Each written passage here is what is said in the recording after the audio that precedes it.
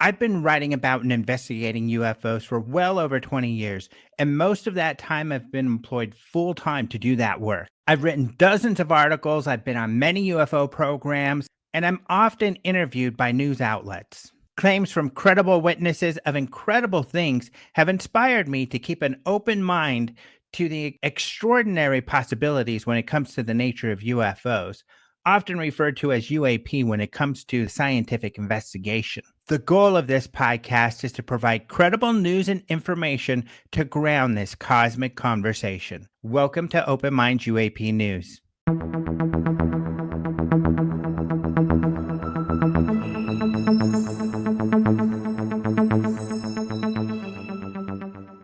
First, we'll get into the news and Congress. Supposedly, this is UFO week, but there's been some confusion, and we'll get into that. But then I'm also going to go over the story of the alleged Area 51 whistleblower, the guy who made Area 51 famous. However, he has a secret history that has been hidden from you by his proponents and the people who have been reporting on him, which I think is, again, I use this word a lot, irresponsible, because if you're a reporter, you call yourself a reporter or an investigative reporter, you're supposed to share all sides of things, especially when you've got a person with some extraordinary claims to cover up, or at least not to cover, this person's credibility or lack thereof is irresponsible. And so I'm going to cover that for you. And we're going to go over some of why I do not believe Bob Lazar, and I and others who are skeptical of Bob Lazar, the alleged Area 51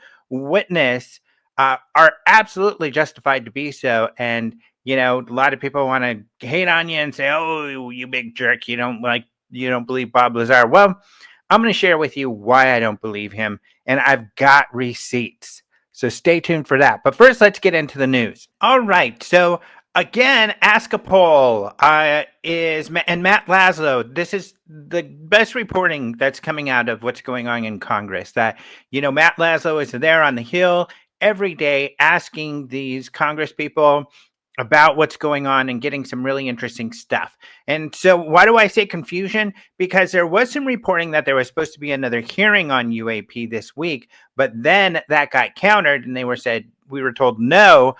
Plus, a lot of people that have been in Congress that have been talking about this topic are just gone completely silent. That may not be surprising, given the news of the last episode that I shared with you all on how this image was shared at that event and quickly debunked. Also, some really wild claims were kind of thrown out there that were not substantiated. And that coupled together causes major credibility problems. And I'm sure embarrassment for some of those Congress members who have been supporting this topic. When there are really wild claims made and the evidence to support them is debunked immediately, that doesn't bode well for that sort of thing. However, Representative Eric Burlison is someone who has been talking to Matt Lazar and who has been pushing this forward. In fact, he did schedule some meetings, including, the alleged whistleblower, Mr. Grusch here. And, some people have said that I was wrong in claiming that he didn't have firsthand evidence. We don't know that he does have any firsthand. When he talked to Congress, he talked about other people gave him information when he was looking for information on this topic. He did not say he had any firsthand information. Later on, when he talked to the media, he had said he had firsthand information. But what is that? We don't know.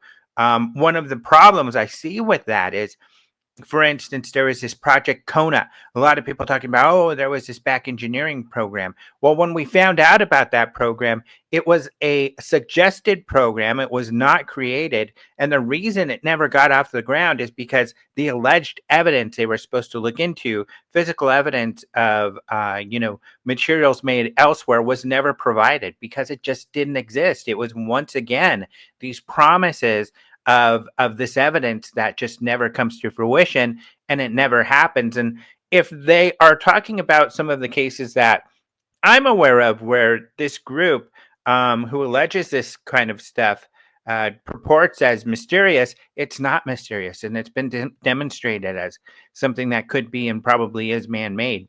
And so it wasn't, again, not surprising to me, and people get upset because I've said all along for years now not to expect anything from this group, and I've been right because nothing has come to fruition. And I wish it would. I really do want it to, but I was right at the beginning to be skeptical, to temper my expectations, to temper your expectations as my audience. And I just been proven more and more right as nothing happens. But there is some movement going on here, and this is kind of exciting. On the one hand, David Grusch was brought into a SCIF. Lou Elizondo was not able to make it to this meeting, I guess. These people, just if you're not aware, Lou Elizondo was the guy to come out in the New York Times article in 2017 to claim that he worked for this program, OSAP, or he called it ATIP, the Advanced Aerospace Threat Identification Program. It turned out that wasn't really an official program that we're aware of, that this was actually kind of a spin-off kind of group, that, and the nickname that was used for the original program, which Lou wasn't a part of, allegedly. Sometimes he says he is, sometimes he says he isn't, but that's the Advanced Aerospace Weapons Application Program. That organization, which was created partially by Robert Bigelow, a guy who's promoted paranormal stuff, unsubstantiated paranormal stuff for decades out of Las Vegas. He funded these other scientific investigations, and it was his Bigelow Aerospace organization, that kind of a division of it, that took over the contract for this OSAP organization, which was an official group Pentagon program. However, it was to look into advanced aerospace weapon systems, not paranormal stuff, which they took it upon themselves to do anyway. And that all ties into this, because who is Grusch? Grusch is a guy who worked for the UAP task force. A lot of those OSAP people who worked with Bigelow came and then started another organization under naval intelligence called the UAP task force. That's where Grusch comes from. This is why I have doubts, because his roots are the same roots. He's getting his information from these people who have been pushing poor data and information and not substantiating their claims. That's why I didn't think Grusch would substantiate his claims, which he hasn't. And we're actually going to get into this quite a bit today, because yet again, all of this UFO mythos goes back to these people who believe it when they shouldn't. And they're the people who, above all, shouldn't. And I'll be demonstrating that in just a minute. But getting back to the news, Grusch was in this meeting. I don't know what has come of it yet. We don't have much information on that. However, Grusch said he had to go home and he couldn't be part of other meetings that were scheduled for the week. Again, very mysterious, because he's hired by this committee to do this work, but because he doesn't have clearance and other issues, he had to get back home. This does not bode well for the credibility. However, one of those meetings that was supposed to happen was a meeting between the FBI and AARO and which is the Pentagon's new program, the All Domain Anomaly Resolution Office, AARO, which is the Pentagon organization and doesn't have roots or a background working with the Bigelow Group. In fact, those two groups have been butting heads. They just see things very differently. And I really kind of think that, although they're not perfect by any means, AARO is kind of at least taking more of a more credible scientific look at things, although they're really not sharing much. And I don't expect the Pentagon to share a lot. But anyway, the FBI did meet with AARO supposedly, and it was a great conversation. Again, we know this from Askapol and Matt Laszlo. So they say, buckle up. There was different material that the FBI had that has shared with AARO. And that's really exciting. I've actually talked to this FBI group. I've talked to at least the guy who says he created this FBI. Here, Matt Laszlo calls it a UAP division. I wouldn't say it's so much that. It's mostly a group of people who are interested, who have permission to look into this, especially looking at it from a crime perspective. Are some of these drones, criminal activity from American citizens or others? for instance, is the type of thing they're looking into, or if there's any other criminal activity that's happened, and that's what they're looking at. It's not a two-way thing. They have not shared any information with me and have kind of said that's not going to happen. But really, they've wanted my take and see if I have some information on some stuff or can connect them with people who can investigate some of the stuff they're looking into, all of which I'm more than happy to do. Um, and this has been just completely independent. They gotten a hold of me through Open Minds because they've seen my work and wanted to get a hold of Open Minds to find out what we would be able to do to help them. But yeah, that's great that Burlison is trying to connect AARO with the FBI so that they can work together. I think that's wonderful. I just hope that going forward, we do have some sort of transparency here, that we do have a component of this where they can share information with the public. On that note, this is actually pretty interesting. And to be honest, now that I think about it, it kind of makes me wrong. I just said we probably won't get anything from the Pentagon, although we did get something from the Pentagon, albeit it was only via X, no official paper on it. But this came out on May 9th, about a week ago, where they said that they had 8 minutes and 15 seconds of video footage that was captured on an infrared sensor aboard a U.S. platform in the Middle East in 2023 and later reported to AARO as a UAP. The report remains unsolved as the available data does not support a conclusive analytic evaluation. And then they shared this video. So take a look at this. Now, just because they can't solve it doesn't mean that it's anomalous. And, hopefully more analysis will happen. Unfortunately, they're covering up a lot of the telemetry or data that would be helpful as far as figuring out, the height and the distance and what time of day, all of this kind of stuff that would be important for analysis. But yeah, just something. You remember this is IR, so this is probably white hot, meaning that this is the hot part of this object, whatever it is, that we're able to see that is round. It doesn't necessarily mean the object itself was this shape, but just a hot part of it or the propulsion, like, for instance, the jet from a jet engine. So just not enough information to figure this one out yet, but really interesting. And I hope they give us a more of a report and some more information and data on this. I haven't seen anything on the AARO website on this case yet. The only thing that we've got is what's here on this X post.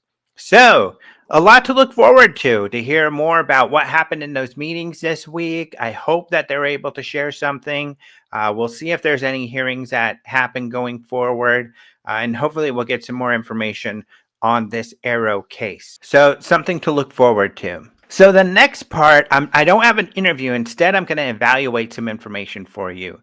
And like I said earlier, this is around the alleged whistleblower of Area 51.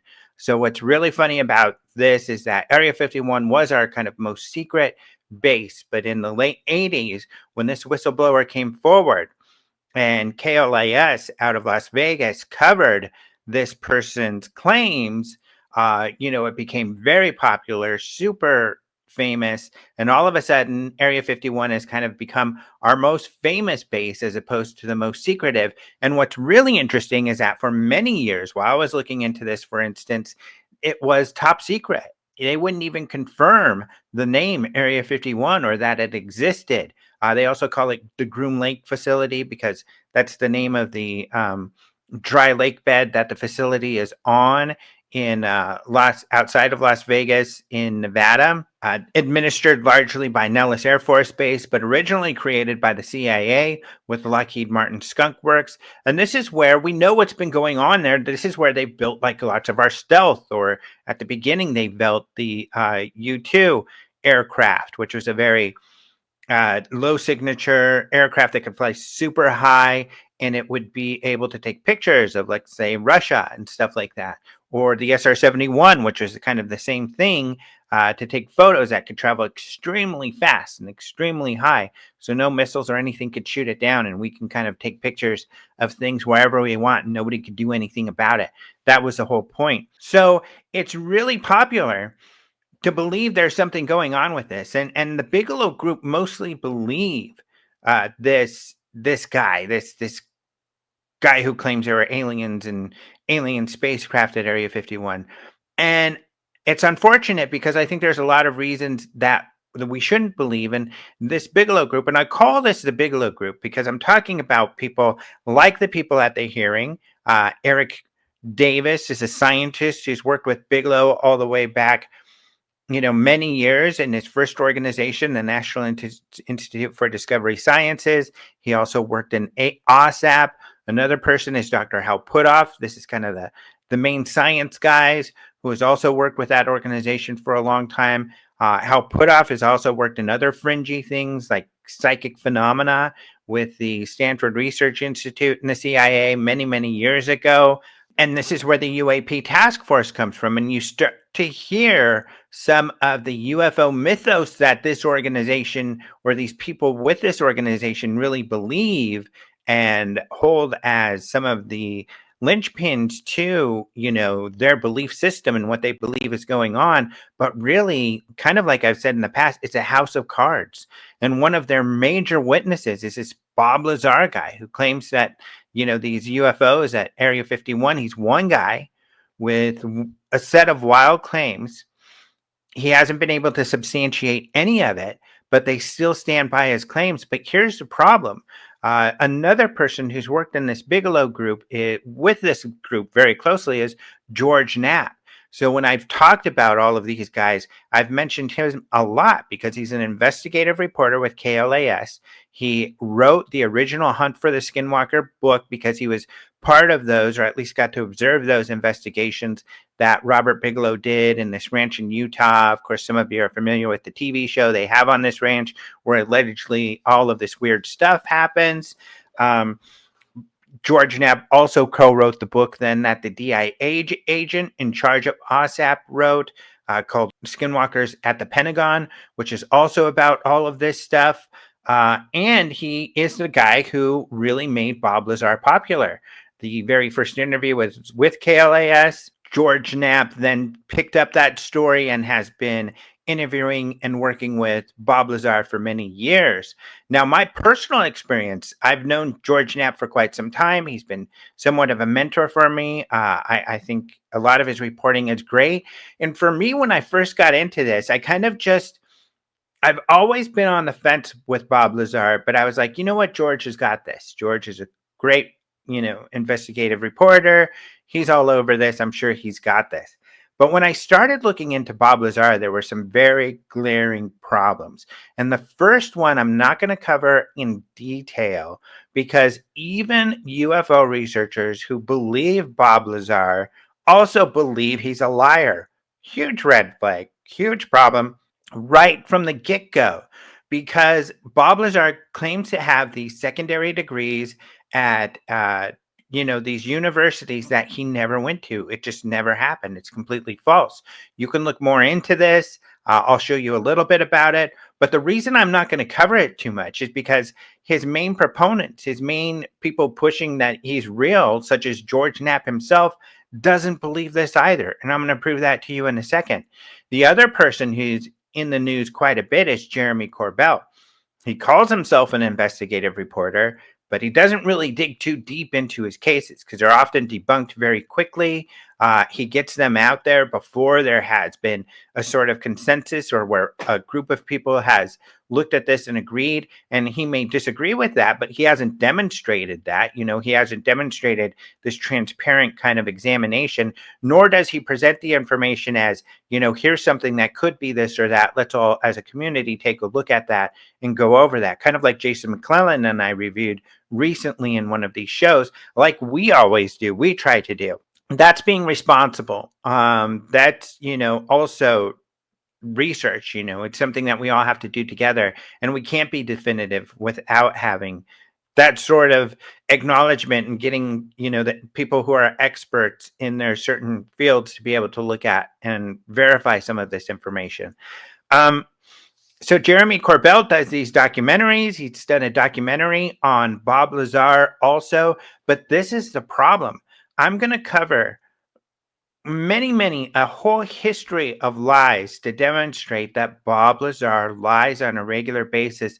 And I'm not even going to be able to scratch the surface. I'll give you resources where you can read more, but I'm going to cover the stuff with receipts. This is also the difference between a lot of the reporting from others that you get and a lot of the claims from others that you get. They don't come with receipts, they are unsubstantiated. I'll provide you receipts for everything that I'm talking about, and I'm going to cover the points that come with receipts. Let's get into this. But from the beginning, just to establish this and just to kind of move past it, I think I'll go with George Knapp first. So let's get into this. This is Douglas Dean Johnson who posted this, and I highly, highly recommend that you follow him. If you're on X, he's at D Dean Johnson. Great researcher, very careful in his research. He's actually, believe it or not, less skeptical than I am about a lot of this stuff. He is very grounded, careful researcher. He also has a website you can see here, douglasjohnson.ghost.io. I would highly, highly recommend you follow him. He's got some great work, great insights, and he's got some great connections in Washington, D.C., where he's able to get some scoops out there as well. But this is something he reported because he's very frustrated about the Bob Lazar situation and that these guys, especially George Knapp, has not been really covering him well. But this is a rare instance where George Knapp admits that Bob Lazar is lying about his educational credentials and that he didn't, as he claims, have a degree from Caltech and MIT. He claims that he has like master's degrees from these organizations. Not true. He's lying right off the bat. Now, being who I am, expressed my skepticism to George Knapp when I started looking into this to say, look, it doesn't look like he really has these educational credentials that he claims. And George Knapp admitted to me that's true, and he doesn't believe that he does either, and that he's confronted Bob Lazar about it, but that Bob Lazar won't change his story, even though it's just obviously false. He did tell me, though, that he had information that substantiates Bob Lazar's story. He understood why I and others would be skeptical. It's just unfortunate that he can't share all the information he knows that does substantiate Bob Lazar. That is very unfortunate if that is the case. But there are major other problems, though, that really cast doubt. But first, let's take a look at this. This is George Knapp admitting this at a conference. Identified him. We said we could not verify his background. And I will confide to you this. I don't believe he ever went to those schools. I don't believe Bob Lazar could get a degree from Caltech or MIT for a very simple reason. At American universities, when you get a degree, an undergraduate degree, you have to take all kinds of core courses in subjects that you may not be interested in. Literature. I cannot possibly imagine, and Anna, Bob, I can't imagine Bob Lazar sitting through a class in American Lit or reading poetry or something like that. Yeah. He'd never stand for it. Not a great argument. So right off the bat, admitting to a lie, which is a pretty big deal for a guy claiming to be a scientist who worked at Area 51 and having all of these science jobs. But it's not just him. I think, Tim T, this guy did a really good, I think this is a fair video. Of course, he takes some clips of an interview, a debate that I was the one moderating between Stanton Friedman, a very well-known UFO researcher and an actual physicist, and Jeremy Corbell, where Jeremy was many would say pretty rude, and I think he was. Now, many people kind of come to me, why did you let Jeremy be such a jerk to Stanton Friedman? But I'll let you know, Stanton Friedman was a good friend of mine. I knew him well. He loved to debate. It was one of his favorite things, even debating with me, because we disagreed about things. And whenever I said, I want to debate you about something, he was just very excited to do it. And with others. He famously debated Seth Shostak from the SETI Institute often. And I think both of them got a real kick out of that. But this, I think, is a very revealing video on this very topic we're talking about. A little lie? Well, guess what? A little lie is actually a big lie.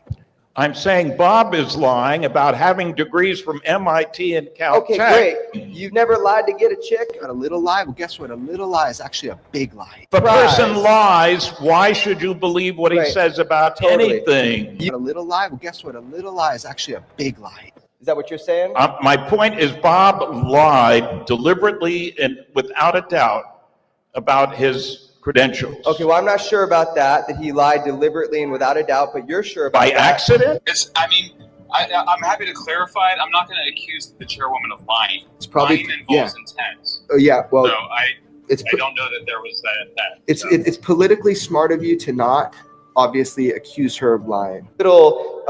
He lied about his education. I don't even care. A little lie? Well, guess what? A little lie is actually a big lie. I'm saying Bob is lying about having degrees from MIT and Caltech. Okay, great. I don't care about the degrees. I care about the bigger topic. A little lie? Well, guess what? A little lie is actually a big lie. He lied about his education. I don't even care. What? Well, you should care, because the whole point is that, you're basing a lot of your belief system off of this claim. Absolutely, it should matter if he's lying. So that's lie number one. And that's the one that's on the table here. So people can't even argue. We have Jeremy Corbell and George Knapp, the guys that are pushing his story the most, admitting to this being a lie, and Jeremy admitting to not even caring, which is unfortunate. Now, the rest of this information I'm going to go over. I've investigated myself and gotten some documentation. However, a lot of it also comes from these two sources, which are really, really good sources. This one is called otherhand.org. It's ran by a guy named Tom Mahood. There's a little bit of an information on him on the website, but he is an actual engineer and scientist. He's worked in civil engineering. He's worked for different organizations, including Caltech, and he kind of begrudgingly tackled this issue and put together a really great timeline of Lazar, and then goes into some of the information where Lazar has either been inaccurate or some of the major red flags that I'm going to cover here. Another one is signal intelligence, and he has right here, medium.com at signals intelligence. Also, he has this Papoose Lake Institute, papooselake.org, where he has a very robust timeline. And he also has original interviews with people who knew Bob Lazar. I'm not even going to get into these, although they're very insightful. And really, they paint the picture of a guy who is just not trustworthy. And maybe it's just that he can't work for others, but where he had a very low work ethic, where he was using company property or resources for personal things that he wasn't supposed to be doing. Just how and how he really hopped from job to job because he wasn't a very person of high integrity or someone who had a great work ethic. Not to say that's not the truth now. Now it seems like he is a hard worker. He has his own company and all of that. But at the time he wasn't. But let's get into the timeline. And this starts with when he became an adult. So essentially his first marriage.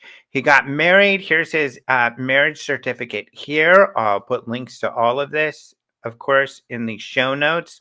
But he got married to a woman named Carol Nadine Strong, and he married her in October of 1980. You see here that she was actually 15 years older than him, or let's see, I'm doing the math wrong, 13 years older, so she was quite a bit older than him. So what's the big deal? He marries an older woman, not a big deal. But the first red flag, and this is, as we go on, we'll see where it gets more troublesome. This woman he married has a history of at least being associated with possible drug sales and drug use, also with the Hells Angels. And she was with this group of Hells Angels and actually participated in essentially an abduction and a murder. Pretty scary stuff. here's the story. Here's the person that was murdered. His name was Dennis Dominic Passerio. As you can see here in this Find a Grave site where it talks about his death, you can see he was murdered, shot, and stabbed in his home by Gary Louise Burkett and his wife, Victoria E. O'Brien. They actually, according to news reports, which we'll see here, we've got some clippings on the Signals Intelligence site. I've also found some others independently where that talk about this, but here we go. Carol Nadine Esslinger, which is her maiden name. She was sentenced for this murder. And essentially, she was part of this, where she went to the house with them.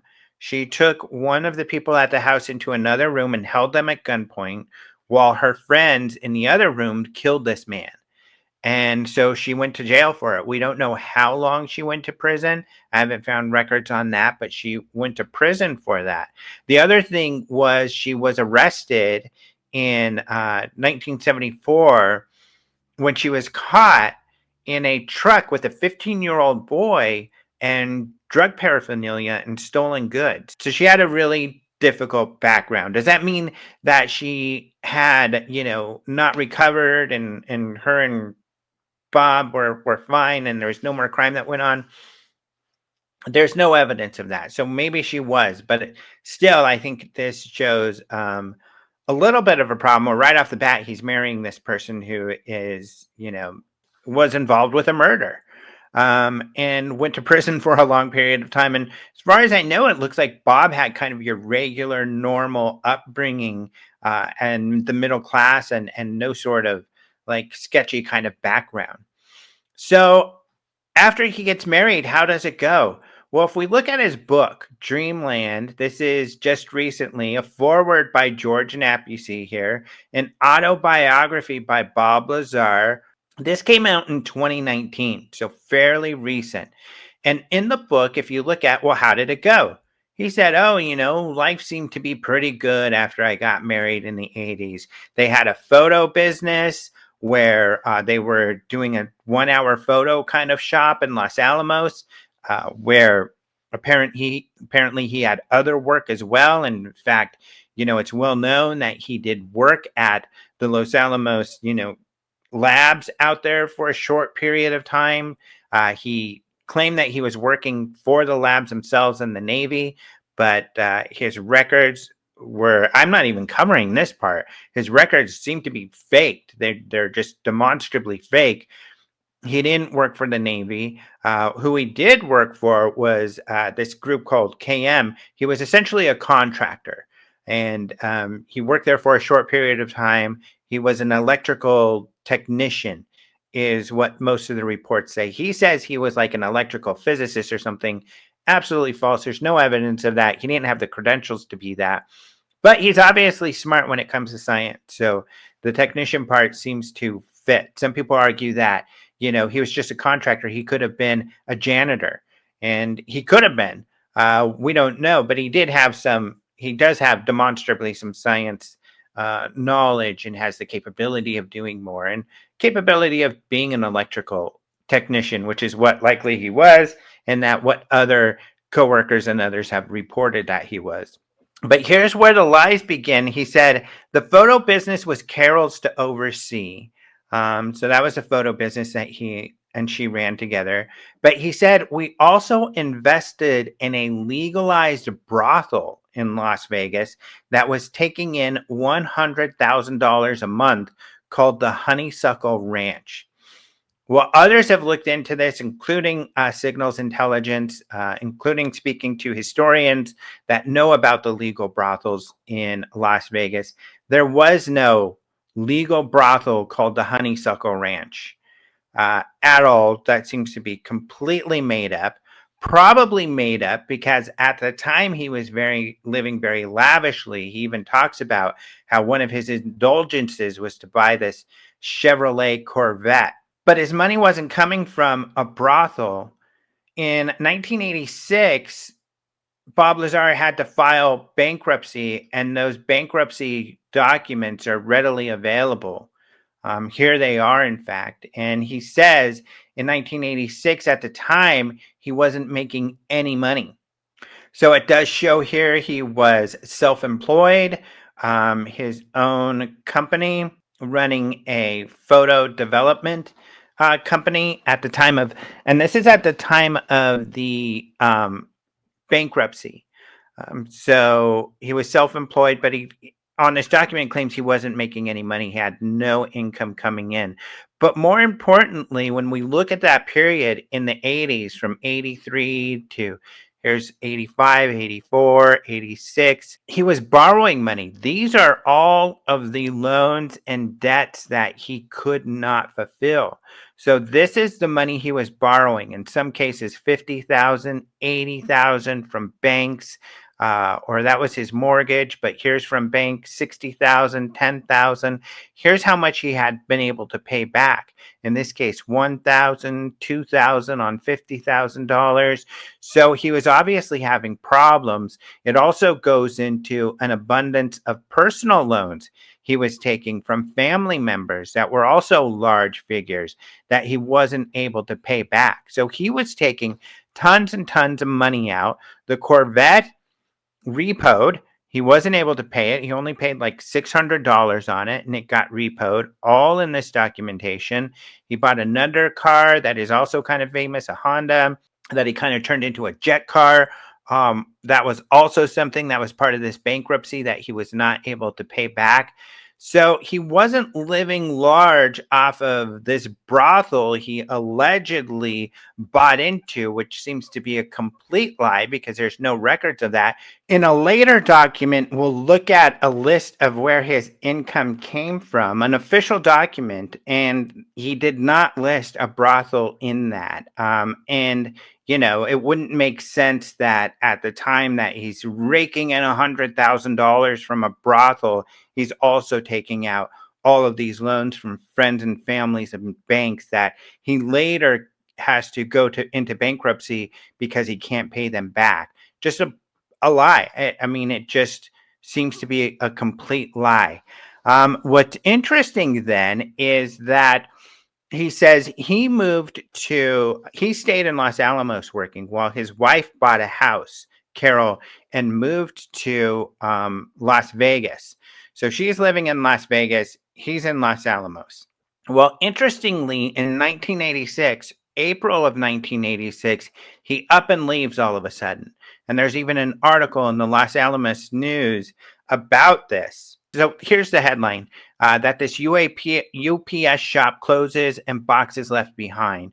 So in this article, it talks about how this business just up and leaves. It names the business, and it is the business that Bob Lazar and his wife owned, and where they were doing photo development and apparently also accepting UPS packages or doing UPS delivery. He just up and left. So when the owner, the landlord, went into the property, there were UPS packages still there. There was film there that hadn't been delivered to the customers. So he had to call all of these people and say, hey, come pick up your packages or come pick up your photos. And then some people they weren't able to find. And so he was left with these packages that he eventually, I guess, gave to the police. But just Bob Lazar disappears. But it gets really strange or much more weird after that because his wife ends up killing herself. In the book, let's go take a look at that. He essentially says that he was kind of pushed into this relationship with one of their employees named Tracy. And that it turned out his wife was hiding from him that she had cancer. I don't know if any of that is true. Questionable, I think, given his background. He says that, Carol had set into motion the events that led to him marrying Tracy soon after Carol's death. A lie. But he says about Carol's death is that he kept trying to tell her, you seem sick and you got to take care of yourself, but that she wasn't. Then he says that she waited for him to leave the house to run a few errands, and then she sat behind the wheel of her car in the garage and ended her life. So while he was out getting errands, she killed herself, he says. Very sad situation. However, the problem with that is that he told the police something completely different. So here's her police report. It says that she actually died on the 19th, but that the death wasn't reported until the 21st. When we look at the coroner's report, and it's all written right here, but on the Signals Intelligence, he's kind of transcribed it so you could read it better. But he said this is what he told the police, that the husband reported finding the victim as described at 7:30 a.m. following his return from out of state. The husband reports talking with the deceased by telephone on Saturday the 19th. The weapon was purchased by the husband for the victim because they found a gun next to her when she was dead. She didn't use it. There were no gun wounds. But it says the husband states that they had have marital difficulties and that the deceased was talking about suicide. So he doesn't put this in the book, that his wife was suicidal and he was out of town when this occurred. But there's even bigger problems, because if we go back and we look at his marriage licenses, on the 19th, he got married to Tracy in Las Vegas, Nevada. And here's the marriage license for it. April 19th, 1986, Robert Lazar and Tracy Ann Merck married in Las Vegas. He was married. He was already married to Carol. They hadn't canceled their divorce. He marries this other woman on the 19th. His wife then kills herself on the 21st. And it gets worse. He then moves in to the house his wife Carol killed herself at with his new wife Tracy.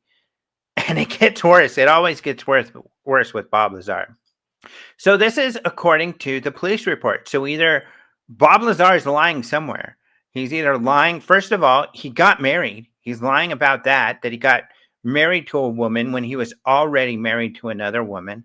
Obviously, there were marital problems, some major marital problems.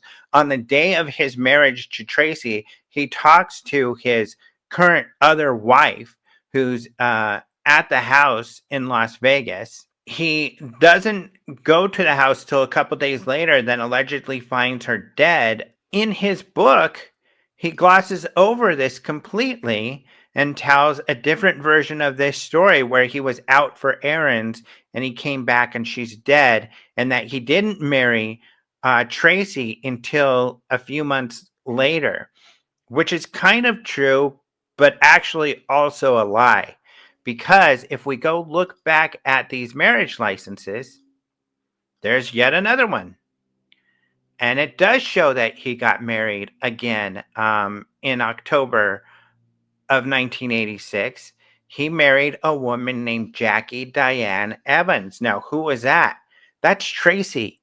So Tracy was wanted in New Mexico, or at least she was on probation for a crime, a fraud that she committed against a bank that she was working for, where she was writing fraudulent checks, or got busted writing a fraudulent check to the bank.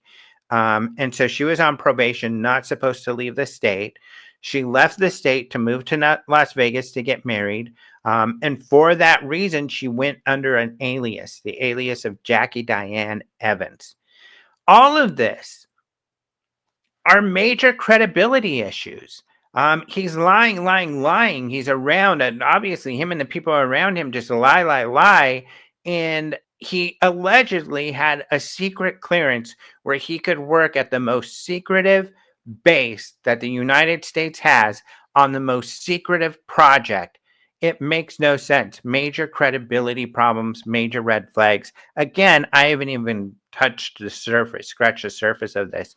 But let's move on. In 1988, he meets John Lear in Las Vegas. And this is where the UFO stuff begins, because up until now, we haven't even talked about UFOs. He has nothing to do with UFOs. He's just, borrowing money that he can't pay back and and buying cars and living lavishly and being married to two women at the same time for a few days, allegedly owning this brothel that never exists, or there's no evidence that existed at all, but nothing to do with UFOs. That wasn't until he met John Lear. So John Lear famously is the son of the Learjet guy, and a real wild conspiracy guy. John Lear's the king of conspiracy, has all of these just really out there ideas. And Jeremy Corbell has actually done a documentary on John Lear. I've talked about this before on this show. That documentary called The Immaculate Deception. I showed you the website for that and talked about it in the last show. Well, Bob Lazar becomes buddies with John Lear in 1988. And what's interesting is that there is a calendar that Bob Lazar kept. And later that calendar was discovered by the police. So in an interview, along with another gentleman that he met at this time, who kind of became his right-hand man, Gene Huff, they talk about the details that go through this calendar. And there's a lot of really interesting stuff in this calendar. But in this calendar, you then see that Bob Lazar is interacting with John Lear, with Gene Huff, Linda Moulton Howe, some other UFO people that he's meeting, and he's getting into all of this UFO stuff at this time. Gene Huff is another interesting character because him and Bob Lazar are really tight. I had my own experience with them that raised a red flag with me. So I used to run the International UFO Congress, which was owned by Open Minds at the time.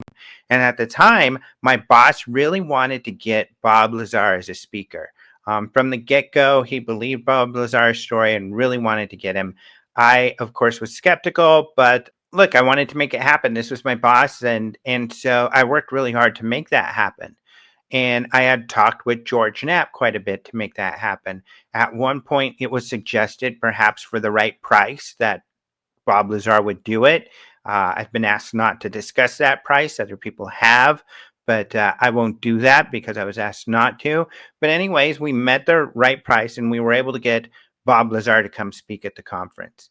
But Gene Huff had to be there. And Gene Huff said, I need to have some alone time with Bob Lazar before he speaks because I have to help him remember everything that happened. And I was like, huh?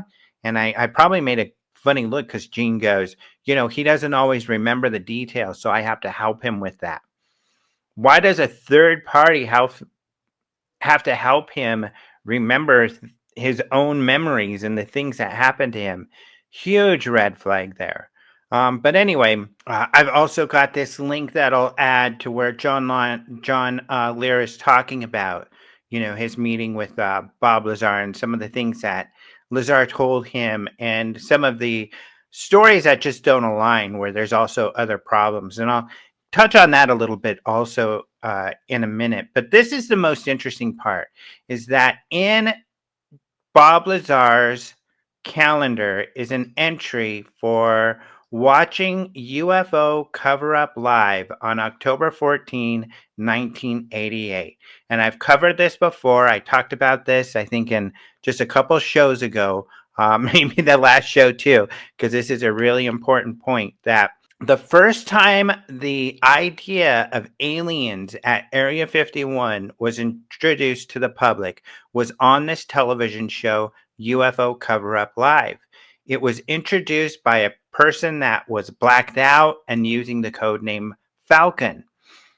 Turns out this was Richard Doty, a former U.S. Air Force OSI agent who had just left the OSI, who had been feeding the UFO community disinformation for many, many years. And the very first document that he shared with the public that he said is false and is disinformation said Roswell craft and aliens were taken to Area 51. That there's a group overseeing all this called Majestic 12, amongst a lot of really other crazy claims that NASA was observing, the alien situation, all of these wild claims that he says were false to cover up actual top secret things that were going on at Kirtland Air Force Base in New Mexico.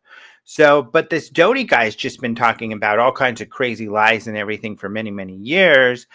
He finally gets a chance, goes on this show, talks about wild stuff like aliens taking over Area 51, battles with the military, and, you know, the aliens loving strawberry ice cream, just this really crazy stuff.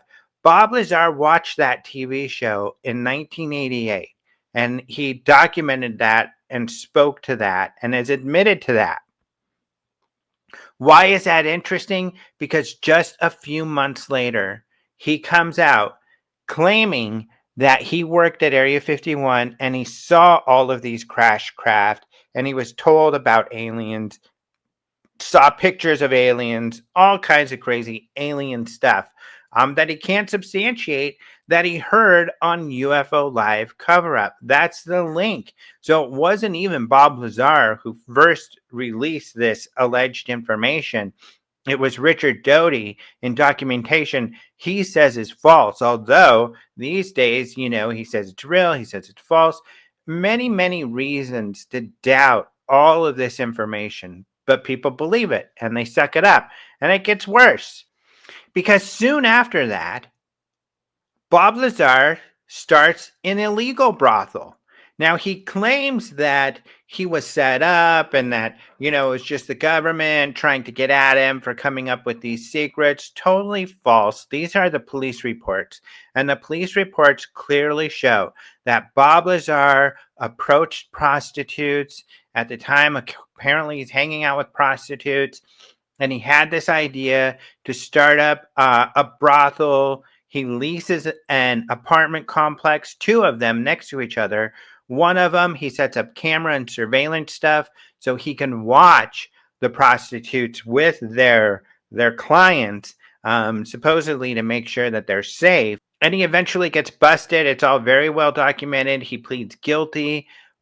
For whatever reason, I was going to say unfortunately, because really it is unfortunate, he got off easy and he only had to do a few months of probation, whereas it was recommended that he go to jail for a period of time. But it's all right here.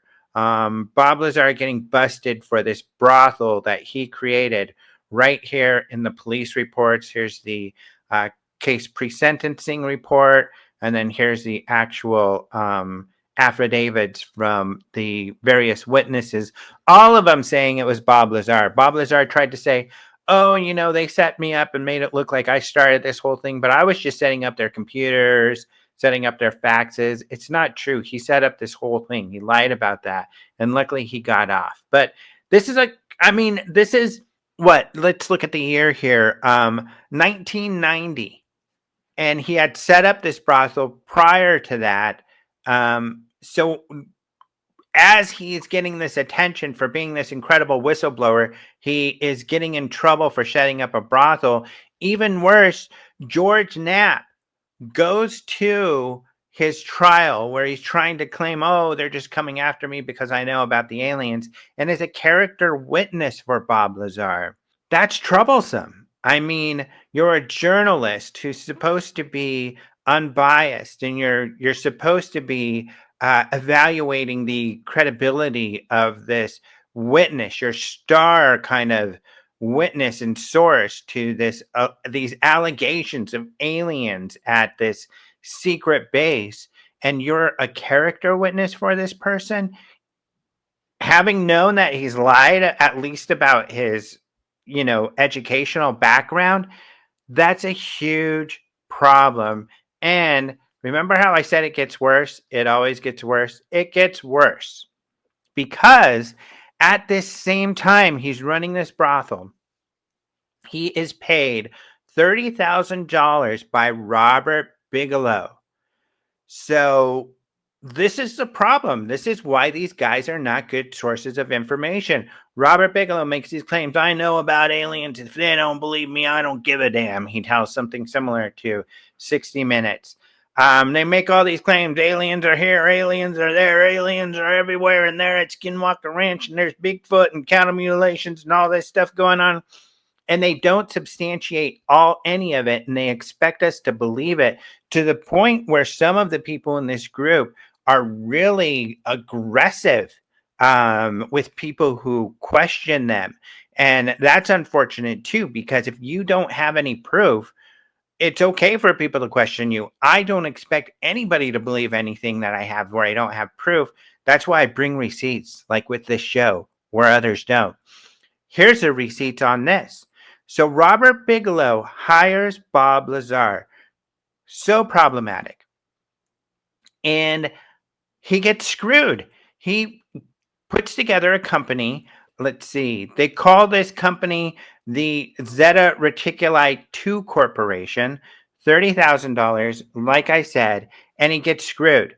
How? Because Bob Lazar didn't do anything he was supposed to.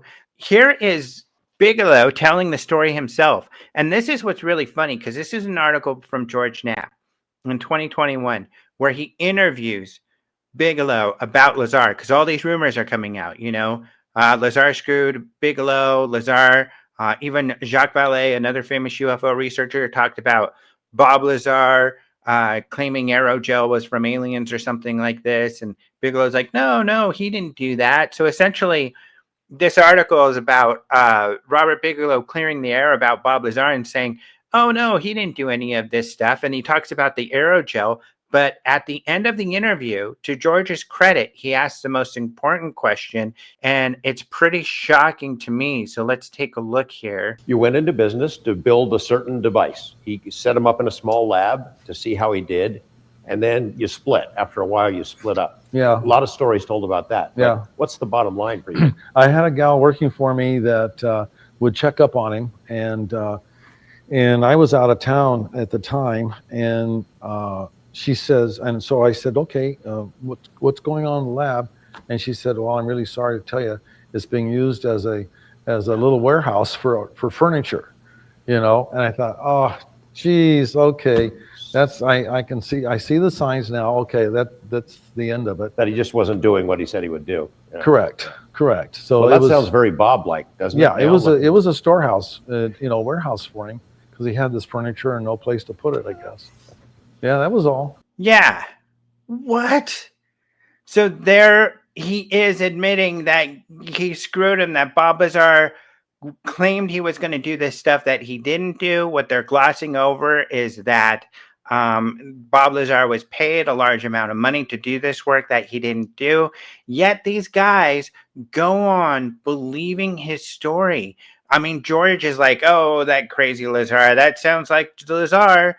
What? First of all, it should have been years ago that they should have realized that Bob Lazar was full of it and his credibility was zero. But this situation, it's just, at the very best, it just demonstrates that these people have a very low level of discernment. And that's their right. They can believe whatever they want. And I don't begrudge them that. But when you go try to tell the public that these things are real based off of no good evidence, claiming that you do have that evidence and you don't, that's wrong and irresponsible. It's irresponsible to frame this the way they do. And I mean, you can see Jeremy Corbell is very aggressive and he bullies people. And there's no getting around the fact that that's the truth. You saw him earlier bullying Stanton Friedman, this old guy. I mean, oh, you don't believe in this? He bullied me about this topic before.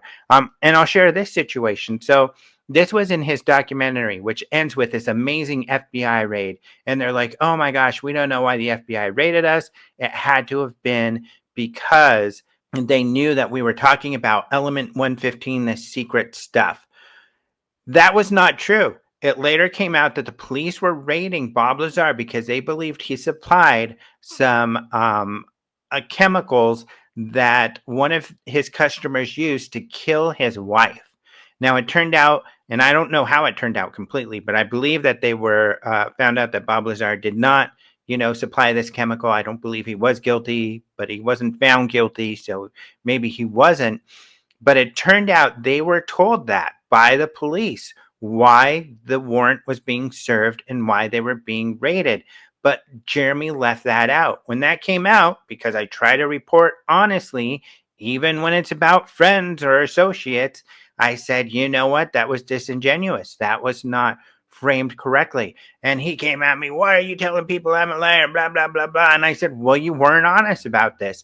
And he said, well, I'm going to be. I was planning on telling people. I'm going to tell people this week. He never told people. He has not once admitted to this, that they knew why they were getting raided. I mean, you could even frame it if you believe this, that, well, they said it was for this reason, but we think it's actually for that reason. That's totally fair. But to lie, really, and say, I didn't know why they raided us when they absolutely did know. Even Bob Lazar's assistant had admitted that they did know why they were being raided. It's just false and it's irresponsible. So this is why I don't trust what comes from these people's mouths. And I don't believe that they're liars. I don't believe they're all liars. Some of the people I've just mentioned, I do believe they've lied. We've caught them in lies. But I don't believe like George or Bob Bigelow or some of these others are liars. I think they're sharing what they believe. But the problem is they're telling people this is absolutely real and we've got the evidence, and they don't have the evidence and they don't substantiate what they have. And they are really informing people by covering up. What I covered now is about a mountain of red flags. And it's not even all the red flags out there during this case, but they have not reported on any of this. None of this, except for the education part. And luckily, we have Bigelow admitting that Bob Lazar lied to him and screwed him over on this company that they had created. At the same time that this Zeta Reticuli company was created and supposed to be going on, Bob Lazar is setting up a brothel, an illegal brothel in Las Vegas, for which then he tries to blame the prostitutes for doing it when it was all him. And they all were like, he's the one who approached us. He hired us, over and over and over again. So it's very, very problematic. And if you want to read more about the problems, let me add one more about this group, because Bob Bigelow, the big guy when it came to Bigelow Aerospace and OSAP, he hires Bob Lazar. Wild. How could he do that? I don't understand when there's all these red flags and problems. And he pays for it and gets screwed over. Hal Puthoff, who's the lead scientist for Bob Bigelow when it comes to his paranormal research, hired Richard Doty, the OSI agent who admittedly lied to everyone and has been caught since then in lie after lie after lie. Hal Puthoff, the lead scientist for OSAP, hired him. And these are the guys that Grusch worked with, David Grusch worked with, the alleged whistleblower. These are the guys who worked with the UAP task force guys. This is why I'm skeptical of everything that they have to say. And unless they can prove it, I'm not going to give it a moment of time. I'm not going to give it consideration, because I've been living through this and working with these guys for now decades. And it's been the same story over and over and over again. Like I said, and I don't mean to be cruel, but it's absolutely the truth. They fall for every UFO hoax and trick out there. We saw it last week with Lou Elizondo and this photo he just got. We've seen it with Lou falling for other hoaxed or at least misrepresented videos and pictures. We've seen that from Jeremy Corbell when he hasn't even admitted, when a lot of, if not most, if not all of his stuff has been debunked.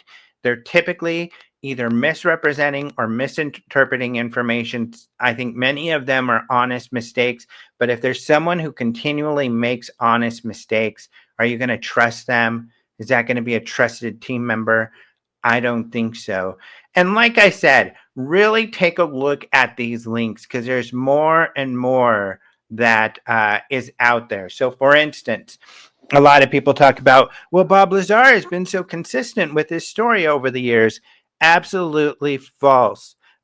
Here's the Medium article that Signal Intelligence has put together, which just shows him changing his story over and over again, getting the facts and the details and everything wrong, even the technical details about the science, just many, many, many, many, many examples.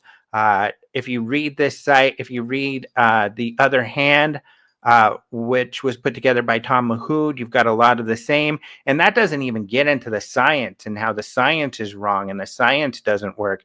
Element 115, it's been theorized for a very long time before Bob Lazar was even born. He didn't find or discover element 115. He said, oh, there's probably this one element 115 that has X, Y, and Z properties. He was completely wrong because now they have manufactured element 115 and it doesn't have the properties that he said. Instead, it's got the properties in which scientists predicted it would have. And the reason why people like Stanton Friedman and even another one of the scientists that works with OSAP and Bigelow, Eric Davis, is very skeptical of Bob Lazar because they say that he just doesn't have the science right. So that's the Bob Lazar story. That's the secret. I'm going to write an article up on this too, so you can have that as a reference at our post at openminds.tv. But until then, I'll put all of these links in the show notes so you can have the true secret history. And it's almost like a crime story, right? It's almost like these real crime true stories because it's just so wild and crazy, all of the stuff that happened. But this is why I am absolutely justified, and anybody is absolutely justified in being skeptical of Bob Lazar, because the red flags just go from here to the top of the Empire State Building. There's a lot of them. All right, so enough of that, and now let's take a look at some videos from Enigma Labs.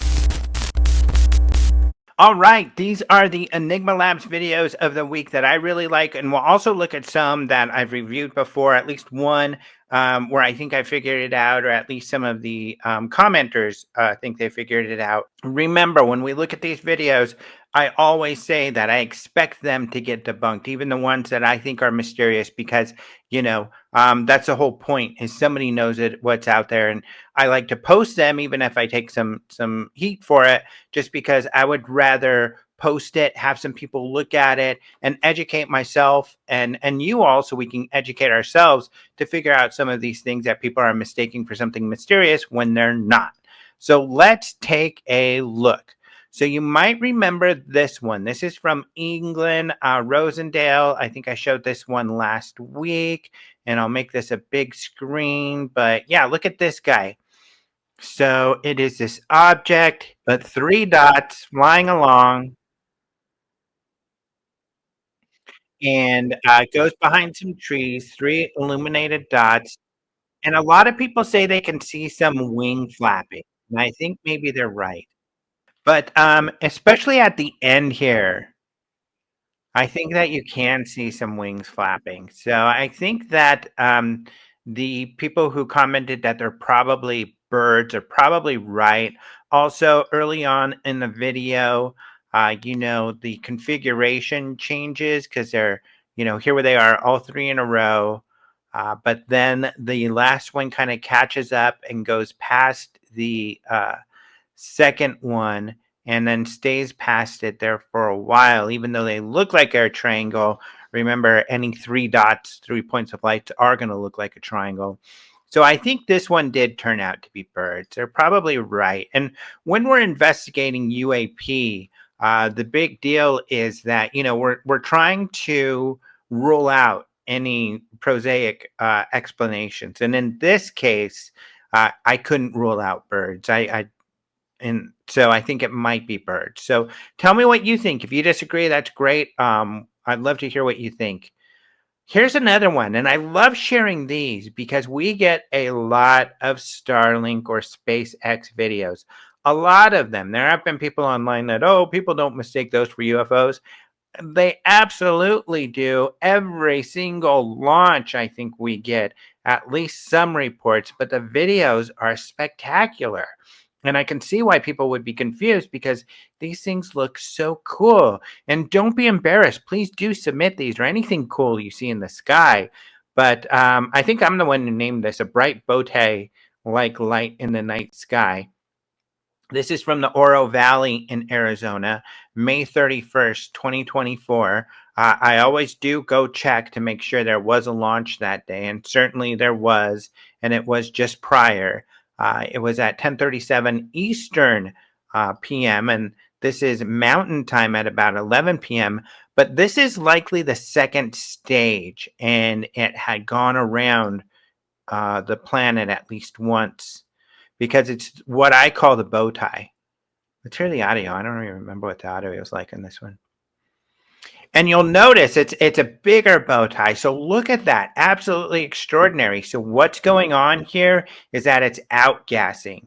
So when it spins, like we had not too long ago in this mode, then it's going to look like a spiral. But mostly they don't spin. And what it's doing is emitting all of the gas from the aircraft, the second stage, so that it can safely re-enter. They do that so it doesn't explode and create a lot of space debris. They outgas and they let all the gas out, and then that's reflected by the sunlight, because even though this part of the planet is in shadow, this object is so high in the sky that the light can still hit it. And that's what makes these look so spectacular. That almost looks like something else. I'm not going to say what.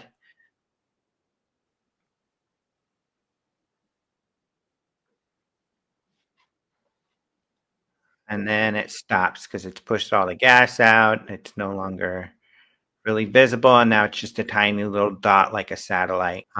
So the reason it looks like a bow tie is because gas is being pushed out on both sides, and so it creates these clouds on both sides. So it looks a bit like a bow tie. And for the listeners, this is at night, and it's always typical at night because it's night for the people, but the object is still reflecting sunlight. So that's why it looks so spectacular. So this one is Enigma 294118. Really interesting. Again, you can see all of these on the absolutely free app. I do work for Enigma. I'm a consultant with them where I look for these videos. I look at videos all day, every day, looking for the cool stuff. And that's why I share with you some of the cool things that I come across here.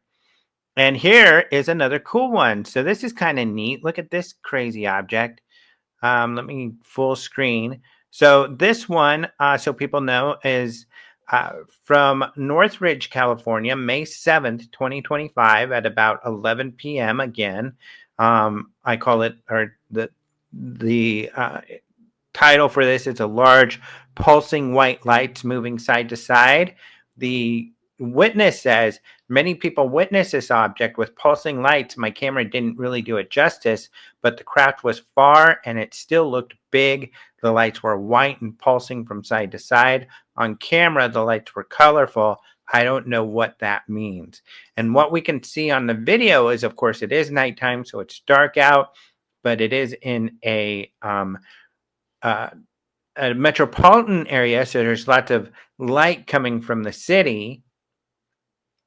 So it doesn't look completely dark because it's just lots of light from the community here. But what you see hovering over this neighborhood are like 3 or 4 lights very, very close to each other.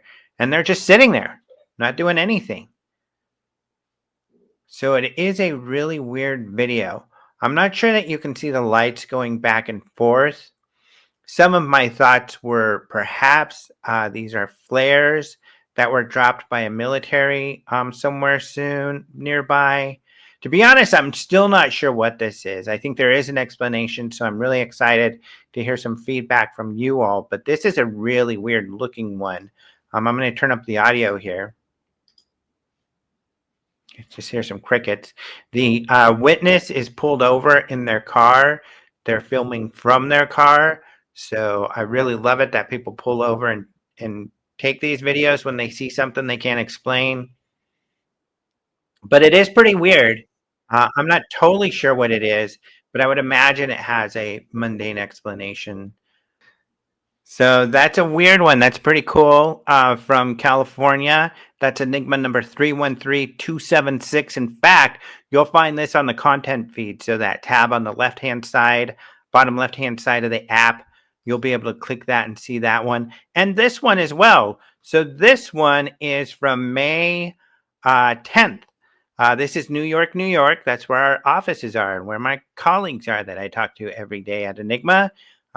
Very cool colleagues. I got to say, and I'll say it again, and well, I've always been kind of a Pollyanna, I guess, but the people I work with are really cool. They're super intelligent, mostly younger, but I absolutely love working with all the Enigma people out of New York. And New York's just an exciting place, so I love to visit them as well. But that's what gets me so excited. I just think so highly of my colleagues at Enigma Labs. A really great group of people.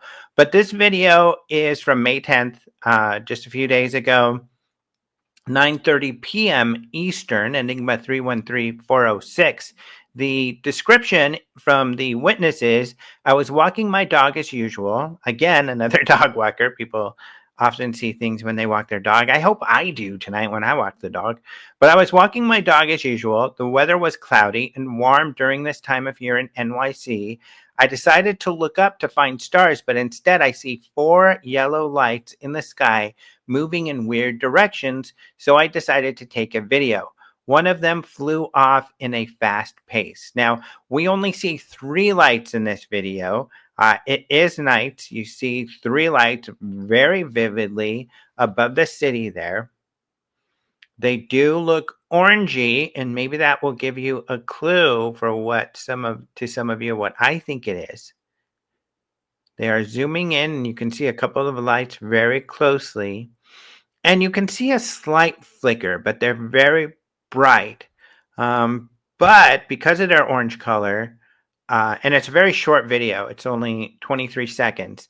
And at the end of the video, one seems to be fading out, because I think most likely these are Chinese lanterns.